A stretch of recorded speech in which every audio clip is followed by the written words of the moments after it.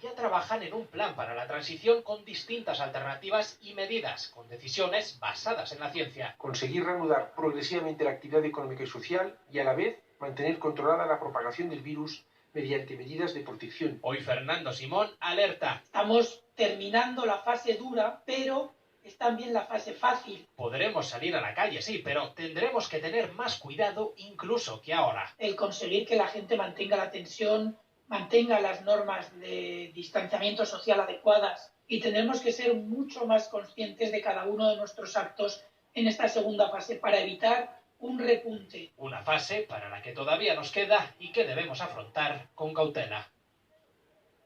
Veíamos antes esos datos de evolución de la pandemia. Hoy de nuevo ha vuelto a subir ligeramente el número de nuevos casos, 6.180 en las últimas 24 horas. Eso es un 4,39%. Estamos lejos de ese 40% de incremento que había hacía justo un mes. Hoy también ha subido el número de muertes. El número de curados supera ya los 48.000. El número de nuevos contagios sube ligeramente con respecto a ayer, pero el ritmo de incremento se mantiene en poco más del 4%. Hace una semana este incremento diario medio era del 7%.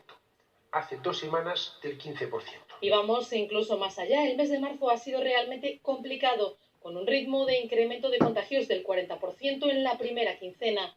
Tras la entrada en vigor del estado de alarma y la prórroga, las medidas comenzaron a dar resultado y el número de nuevos casos comenzó a caer. Desde hace una semana lo hace de forma notable. Fíjense, en los últimos 8 días el incremento diario nunca ha estado por encima del 8%. Datos, por tanto, nos confirman, a juicio del Ministerio, la estabilización de la curva, su aplanamiento. Hemos alcanzado el primer objetivo de llegar al pico de la curva y estamos en una fase de ralentización. La Comunidad de Madrid y Cataluña siguen siendo las que registran más casos y en cuanto a los ingresos en UCI también descienden. Estamos ya bajando, hemos conseguido, al menos por ahora, que las UCIs no hayan colapsado. La peor cara de esta cifra es el número de muertos. Desde ayer tenemos que lamentar 757 nuevas pérdidas, pero esta cifra también está lejos del pico alcanzado el 2 de abril, con 950 fallecidos. Y el dato positivo que les damos cada día: hay 4.813 nuevas altas. En total los curados son ya más de 48.000. Un 32% de las personas que han estado contagiadas han superado la enfermedad. Desde Sanidad insisten en que las medidas están funcionando y quieren un día más darles las gracias.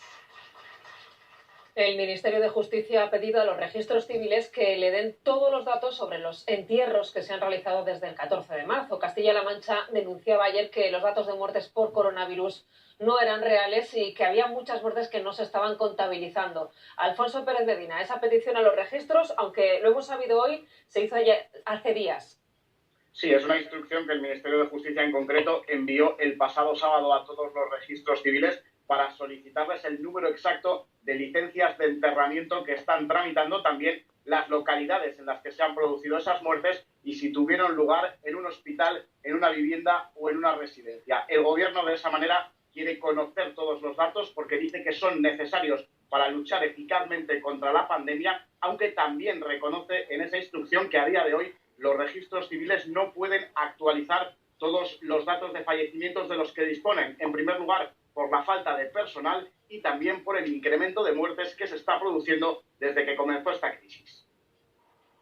Sanidad defiende el recuento de fallecidos en España. La definición de caso en España, que es de las más estrictas que hay en todas partes del mundo, define que la persona que fallece, una vez que se ha diagnosticado el coronavirus, está como persona fallecida por coronavirus. Es decir, que las 14.555 víctimas registradas hasta hoy son fallecidos que han dado positivo. Eso no quiere decir que sea la cifra real. Por eso el Gobierno trabaja ya en conocer cuál está siendo el verdadero impacto, empezando por el colectivo más vulnerable. Hemos solicitado, que lo tendremos en los próximos días, una información detalladísima de las afectaciones de las residencias. El Ministerio de Justicia ha solicitado a casi los 4.000 registros civiles información de todas las licencias de enterramiento desde el 14 de marzo. Así lo refleja esta instrucción a la que ha tenido acceso La Sexta. Para poder ser eficaces en la lucha contra esta pandemia, tener perfectamente definido el número de defunciones y los lugares en los que éstas se producen. Los expertos señalan que la falta de test ha provocado que no se puedan comprobar muchas muertes, pero no, dicen, por una falta de transparencia. Yo entiendo que sería una polémica si alguien quisiera esconder los datos. Yo creo que esa no es la situación. Yo creo que estamos afrontando una situación típica de una gestión de una alerta sanitaria que tiene deportado a los servicios de salud. Y que ese trabajo tendrá que realizarse una vez se disipe esta situación.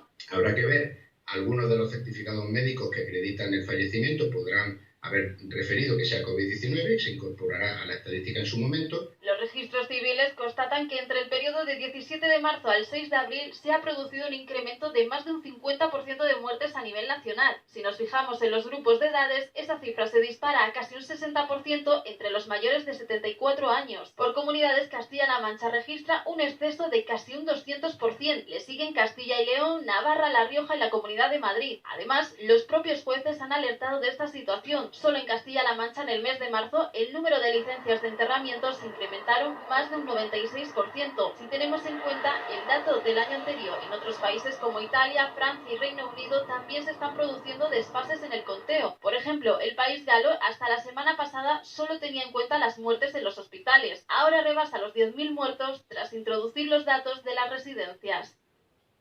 Pese a que la curva de fallecimientos por coronavirus es menor que la semana pasada, el gobierno es claro. Que cuando hablamos de personas fallecidas no hay datos buenos. Hoy hemos alcanzado los 14.555 muertos, pero esa cifra no convence a la oposición. Que solo se están contabilizando en estos momentos aquellos casos que han sido confirmados por un test, pero no ha habido test para poder confirmar todos los casos. En el caso de Navarra, por ejemplo, que es la comunidad de la que yo vengo, se habla de que el número de fallecidos puede ser un 143% superior al que se nos está dando.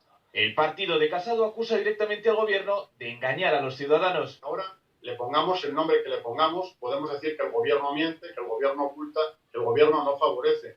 Nosotros simplemente queremos la verdad, porque la mentira tiene las patas cortas.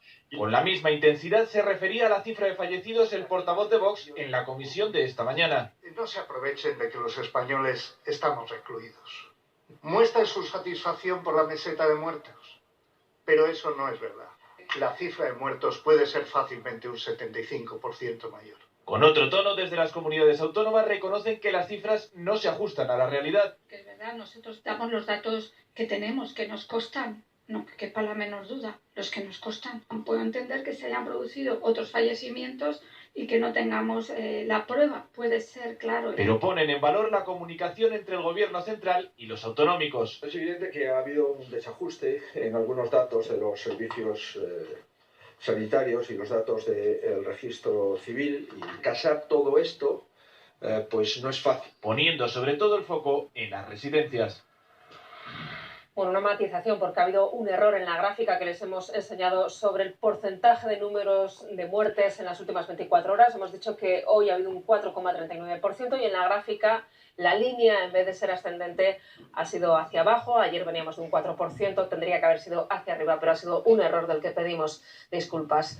Bueno, mañana Pedro Sánchez va a medir en el Congreso los apoyos con los que cuenta ahora mismo. Los grupos parece que sí van a apoyar la ampliación del estado de alarma, un pleno que van a poder seguir en directo aquí en Al Rojo Vivo a partir de las 9 menos cuarto de la mañana. María Yapar, lo que va a estar más ajustado es el apoyo a las medidas económicas.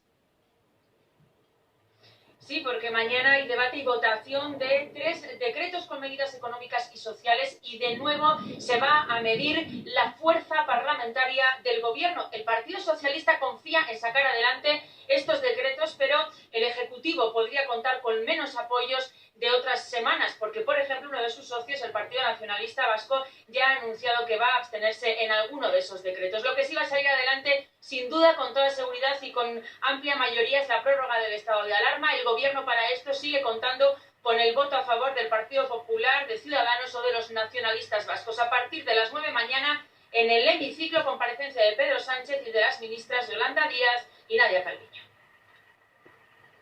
Bueno, y mientras en Bruselas 16 horas de reunión que no sirvieron para nada, Europa fue de nuevo incapaz de llegar a un acuerdo sobre cómo articular las ayudas para frenar esta crisis.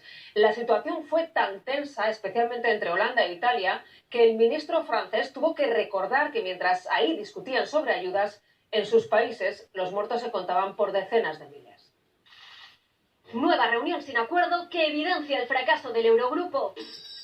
Todo ello tras 16 horas de negociación telemática sin conseguir dar una respuesta conjunta para hacer frente a la crisis del coronavirus. Tengo que confiar en que finalmente se imponga el sentido común y la razón. El presidente del Eurogrupo plasmaba así en su Twitter su decepción. Nos hemos acercado a un acuerdo, pero no hemos llegado.